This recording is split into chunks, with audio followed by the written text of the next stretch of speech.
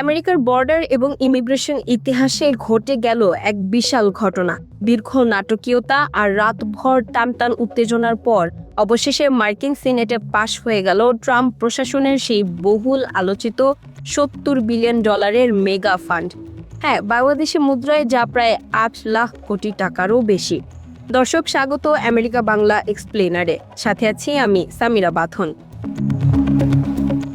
এই বিপুল অর্থ সরাসরি চলে যাচ্ছে আইসিই এবং বর্ডার পেট্রোলের পকেটে। কিন্তু প্রশ্ন হলো, ইতিমধ্যে যেখানে তাদের $100 বিলিয়ন খরচ না হয়ে পড়ে আছে, সেখানে হঠাৎ কেন এই নতুন মেগা বাজেট? এর পেছনে ডোনাল্ড ট্রাম্পের আসল মাস্টার প্ল্যানটা কি? ইনসাইড স্টোরি জানতে ভিডিওটি শেষ পর্যন্ত দেখুন। ঘটনাটা ঘটেছে শুক্রবার কাক ভোরে প্রায় 5টা পর্যন্ত চলা এক ম্যারাথন অধিবেশন, যেটাকে বলা হয় ভোট আর রামা। সেখানেই 52-47 ভোটে নাটকীয়ভাবে পাশ হয় এই বিল। মজার ব্যাপার হলো, কোনো ডেমোক্রেট মেম্বার এই বিলে ভোট দেননি, উল্টো একজন রিপাবলিকানও এর বিপক্ষে ভোট দিয়েছেন। কিন্তু শেষ রক্ষা হয়নি, ট্রাম্পের দল ঠিকই বিলটি পাশ করিয়ে নিয়েছে।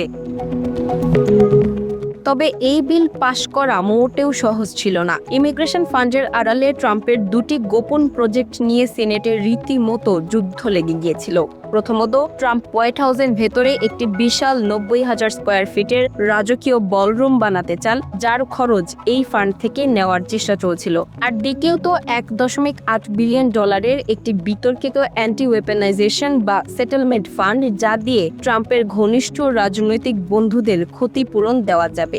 ডেমোক্রেটরা এটাকে ট্রাম্পের পার্সোনাল ফান্ড বা কালো টাকা বলে ব্লক করার সর্বোচ্চ চেষ্টা করেছিল, কিন্তু রিপাবলিকানদের একতার কাছে তারা হেরে যায়। এই $70 বিলিয়ন দিয়ে আগামী 3 বছর অর্থাৎ ট্রাম্পের পুরো মেয়াদ জুড়ে আমেরিকার ইতিহাসে সবচেয়ে বড় গণ ডিপোর্টেশন বা অবৈধ অভিবাসী তাড়ানোর অভিযান চালানো হবে। অত্যাধুনিক ড্রোন, বর্ডার টেকনোলজি এবং হাজার হাজার নতুন বর্ডার এজেন্ট নিয়োগ দেওয়া হবে এই টাকা দিয়ে। সিনেটে তো পাশ হলো, এবার আগামী সপ্তাহে বিলটি যাবে হাউস অফ রিপ্রেজেন্টেটিভস বা প্রতিনিধি সভায়। সেখানে রিপাবলিকানদের সংখ্যাগরিষ্ঠতা থাকায় এটি যে খুব সহজেই চূড়ান্ত অনুমোদন পেয়ে যাবে তা বলাই বাহুল্য। ট্রাম্পের এই $70 বিলিয়ন মেগা বাজেটকে আমেরিকার সীমান্ত সমস্যা চিরতরে সমাধান করতে পারবে, নাকি ডেমোক্রেটদের দাবি অনুযায়ী এটি শুধুই করদাতাদের টাকার অপচয়? আপনার কি মনে হয়? কমেন্ট করে আপনার মূল্যবান মতামত জানান।